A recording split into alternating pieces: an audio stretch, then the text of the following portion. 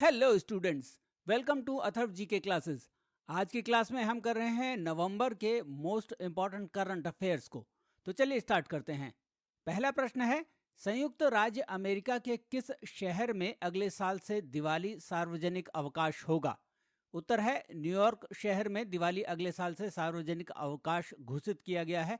और अमेरिका के राष्ट्रपति जो बाइडेन ने व्हाइट हाउस में इस साल दिवाली मनाई है।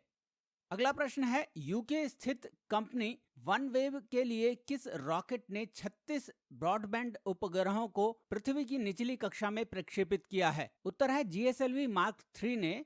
यह श्रीहरिकोटा आंध्र प्रदेश से किया गया है। अगला प्रश्न है, उत्तर प्रदेश के किस टाइगर रिजर्व को हाल ही में राज्य का चौथा टाइगर रिजर्व घोषित किया गया है? उत्तर है चित्रकूट जिले के रानीपुर वन्यजीव अभ्यारण्य को। ये भारत का 53वां टाइगर रिजर्व होगा। अगला प्रश्न है, ब्रिटिश शाही परिवार के किस सदस्य ने हाल ही में रिजुविनेशन प्रोग्राम के लिए बेंगलोर के निकट एक स्वास्थ्य केंद्र का दौरा किया है? उत्तर है क्वीन कंसर्ट कैमिला ने। वो 10 दिन के लिए रिजुविनेशन प्रोग्राम के लिए बेंगलोर के पास एक वेलनेस सेंटर में आई थी। अगला प्रश्न है, 8 से 18 नवंबर तक क्वाड देशों, जिसमें अमेरिका, जापान, ऑस्ट्रेलिया और भारत शामिल हैं, द्वारा किए जा रहे संयुक्त नौसैनिक अभ्यास का क्या नाम है? उत्तर है मालाबार। ये संयुक्त अभ्यास पूर्वी चीन सागर में किया जा रहा है। अगला प्रश्न है, कौन सा प्रसिद्ध भारतीय cricketer Abu Dhabi T10 cricket में भाग लेने जा रहा है? उत्तर है सुरेश रैना। सुरेश रैना के अलावा हरभजन सिंह, स्टुअर्ट बिनी, एस श्रीसंत जैसे फेमस प्लेयर भी इस टूर्नामेंट का हिस्सा बनने जा रहे हैं। अगला प्रश्न है, उत्तरी अमेरिका के किस मंदिर में 87 फीट गोपुरम का उद्घाटन किया गया है? उत्तर है श्री वेंकटेश्वर मंदिर, जो उत्तरी कैरोलिना अमेरिका का सबसे बड़ा मंदिर है। और गोपुरम क्या होता है? गोपुरम जो एंट्रेंस टावर होता है किसी मंदिर का, उसे गोपुरम कहा जाता है। अगला प्रश्न है, अंडर 17 महिला फुटबॉल विश्व कप किस देश ने जीता है? स्पेन ने। उन्होंने कोलंबिया को हराया। अगला प्रश्न है, इजराइल में प्रधानमंत्री पद के लिए हुए आम चुनाव में किसने जीत हासिल की है? बेंजामिन नेतन्याहू ने। अगला प्रश्न है, इंटरनेशनल सैंड आर्ट फेस्टिवल 1 दिसंबर से 5 दिसंबर तक कहां मनाया जा रहा है? चंद्रभागा बीच, कोणार्क, ओडिशा। और इसके ब्रांड एम्बेसडर है सुदर्शन पटनायक, जो खुद एक सैंड आर्टिस्ट हैं और पद्मश्री अवार्डी भी हैं। अगला प्रश्न है, पूर्व पाकिस्तानी प्राइम मिनिस्टर और क्रिकेटर इमरान खान पर आधारित किस पुस्तक का विमोचन हाल ही में बेंगलोर में रद्द कर दिया गया था? सुधाकर एसबी द्वारा कन्नड़ में लिखित इमरान खान ऑन द जीवन दंत कथे, यानी Imran Khan a living legend का विमोचन बेंगलोर में रद्द कर दिया गया था। अगला प्रश्न है, आईसीसी द्वारा हॉल ऑफ फेम में किन 3 खिलाड़ियों को शामिल किया गया है? पूर्व पाकिस्तानी स्पिनर अब्दुल कादिर, वेस्टइंडीज के बल्लेबाज शिवनारायण चंद्रपॉल और इंग्लैंड विश्व कप विजेता टीम की शार्लेट एडवर्ड्स को। अगला प्रश्न है, 12 से 16 नवंबर 2022 के बीच श्रीहरिकोटा में प्रक्षेपित किए जाने वाले भारत के पहले निजी रॉकेट का क्या नाम है? विक्रम एस। अगला प्रश्न है, द्वितीय राष्ट्रीय शीतकालीन खेल कहां आयोजित किए जा रहे हैं? औली, उत्तराखंड में 2 से 5 फरवरी 2023 तक। अगला प्रश्न है, अमेरिका के मैरीलैंड में लेफ्टिनेंट गवर्नर के रूप में किसे चुना गया है? अरुणा मिलर को। अगला प्रश्न है, भारत में अगले वर्ष कौन सा बड़ा मुक्केबाजी टूर्नामेंट होने जा रहा है? भारत 2023 में नई दिल्ली में महिला विश्व मुक्केबाजी चैंपियनशिप की मेजबानी करेगा। अगला प्रश्न है, G20 शिखर सम्मेलन कहां आयोजित किया गया है? बाली, इंडोनेशिया में। G20 दुनिया के 20 सबसे विकासशील अर्थव्यवस्थाओं का समूह है। अगला प्रश्न है, प्रधानमंत्री ने किस स्थान पर नाद प्रभु केम्पेगौड़ा की 108 फुट ऊंची कांस्य प्रतिमा का अनावरण किया है? इसे स्टैच्यू ऑफ प्रॉस्पेरिटी का नाम दिया गया है। बेंगलुरु में। केम्पेगौड़ा तत्कालीन विजयनगर के अधीन एक सामंती शासक थे, जिन्होंने 1537 में बेंगलुरु की स्थापना की थी। अगला प्रश्न है, टर्मिनल इन ए ग्रीन के नाम से जाने जाने वाले अंतर्राष्ट्रीय हवाई अड्डे का किस स्थान पर उद्घाटन किया गया है? बेंगलुरु में। केम्पेगौड़ा अंतर्राष्ट्रीय हवाई अड्डा। अगला प्रश्न है, भारत में 14 नवंबर का दिन किस रूप में मनाया जाता है? बाल दिवस के रूप में। भारत में 14 नवंबर को बाल दिवस 1957 में घोषित किया गया था। हालांकि इस दिन को पहली बार बाल दिवस के रूप में 1954 में मनाया गया था और दिल्ली के नेशनल स्टेडियम में 50,000 से अधिक स्कूली बच्चों ने इस उत्सव में भाग लिया था। अगला प्रश्न है, विश्व मधुमेह दिवस 14 नवंबर को ही क्यों मनाया जाता है? क्योंकि इस दिन सर फ्रेडरिक बेंटिंग का जन्मदिन है, जिन्होंने 1922 में चार्ल्स बेस्ट के साथ मिलकर इंसुलिन की खोज की थी। और आपको पता होना चाहिए कि हमारे शरीर में इंसुलिन जो पैनक्रियास सीक्रेट करते हैं, वो हमारे ब्लड शुगर को कंट्रोल करता है। अगला प्रश्न है, विश्व स्वास्थ्य संगठन के अनुसार इस वर्ष वर्ल्ड डायबिटिक डे का थीम क्या है? उत्तर है access to the diabetic education. अगला प्रश्न है, हाल ही में यूरोप की किस महारानी ने राजगद्दी पर अपनी 50वीं वर्षगांठ मनाई है? डेनमार्क की रानी मार्गरेट द्वितीय ने। वो 82 साल की हैं और पिछले 50 वर्षों से राजगद्दी पर विराजमान हैं। अगला प्रश्न है, बायोलॉजिकल डेटा स्टोर करने के लिए इंडियन बायोलॉजिकल डेटा बैंक कहाँ स्थापित किया गया है? Regional centre of biotechnology, Faridabad में। इस बायोलॉजिकल डेटा को ब्रह्म नाम के सुपर कंप्यूटर में संग्रहित किया जाएगा।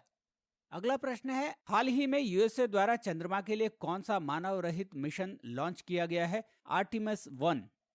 अगला प्रश्न है, जनजातीय गौरव दिवस कब मनाया जाता है? ये दिवस हर साल 15 नवंबर को भारत के महान स्वतंत्रता सेनानी बिरसा मुंडा के जन्मदिन पर मनाया जाता है। अगला प्रश्न है, प्रसार भारती के नए सीईओ के रूप में किसे नियुक्त किया गया है? गौरव द्विवेदी को, जो 1995 बैच के आईएएस अधिकारी हैं। अगला प्रश्न है, किस समूह ने 27वें संयुक्त राष्ट्र जलवायु परिवर्तन सम्मेलन में ग्लोबल शील्ड नाम की योजना शुरू की है? G7 कंट्रीज ने। G7 कंट्रीज वर्ल्ड की सबसे एडवांस्ड इकोनॉमीज हैं और इन्होंने जलवायु आपदाओं से प्रभावित कम आय वाले और कमजोर देशों के लिए धन उपलब्ध कराने के लिए ये पहल की है। अगला प्रश्न है, इंटरनेशनल डे ऑफ टॉलरेंस कब मनाया जाता है? 16 नवंबर को, और इसका मुख्य उद्देश्य है विभिन्न कंट्रीज के बीच टॉलरेंस बिल्ड करना। अगला प्रश्न है, किस महान स्वतंत्रता सेनानी का जन्मदिन 19 नवंबर को आता है? झांसी की रानी लक्ष्मीबाई, जिन्हें मणिकर्णिका के नाम से भी जाना जाता है। अगला प्रश्न है, किस पूर्व प्रधानमंत्री का जन्मदिन नेशनल इंटीग्रेशन डे के रूप में मनाया जाता है? इंदिरा गांधी का। इंदिरा गांधी का जन्मदिन 19 नवंबर को है। इंदिरा गांधी को उनके कार्यों के लिए भारत रत्न और बांग्लादेश का highest national award for non nationals, Bangladesh freedom award भी प्रदान किया गया था। अगला प्रश्न है, गोवा में आयोजित IFFI फिल्म समारोह में कौन सा देश स्पॉटलाइट देश है? फ्रांस। फ्रांस की 8 फिल्में इस समारोह में दिखाई जाएंगी। अगला प्रश्न है, गोवा में 53वें भारतीय अंतर्राष्ट्रीय फिल्म महोत्सव में किस तेलुगु स्टार को Indian film personality of the year 2022 से सम्मानित किया गया है? तेलुगु सुपरस्टार चिरंजीवी को। अगला प्रश्न है, गोवा में आयोजित 53वें भारतीय अंतर्राष्ट्रीय फिल्म महोत्सव में किस फिल्म ने गोल्डन ग्लोब पुरस्कार जीता है? उत्तर है आई हैव इलेक्ट्रिक ड्रीम्स। ये स्पेनिश फिल्म है। अगला प्रश्न है, कतर में फीफा विश्व कप 2022 के उद्घाटन समारोह में भारत का प्रतिनिधित्व किसने किया? उपराष्ट्रपति जयदीप धनखड़ ने। अगला प्रश्न है, विश्व कप 2022 के दौरान उपयोग में लाई जाने वाली फुटबॉल का क्या नाम है? अल रिहला, जिसका अरबी में अर्थ है यात्रा, और ये जर्मन की एडिडास कंपनी ने बनाई है। अगला प्रश्न है, दोहा कतर में हो रहे फीफा विश्व कप 2022 का शुभंकर क्या है? उत्तर है लाइब, जिसका अरबी में अर्थ होता है अत्यधिक कुशल खिलाड़ी। अगला प्रश्न है, फीफा विश्व कप 2022 का उद्घाटन समारोह किस स्टेडियम में हुआ? अल बैत स्टेडियम, अल खोर में। अगला प्रश्न है, फीफा विश्व कप 2022 का उद्घाटन मैच किसके बीच खेला गया? कतर और इक्वाडोर में, और इक्वाडोर ने यह मैच 2-0 से जीत लिया।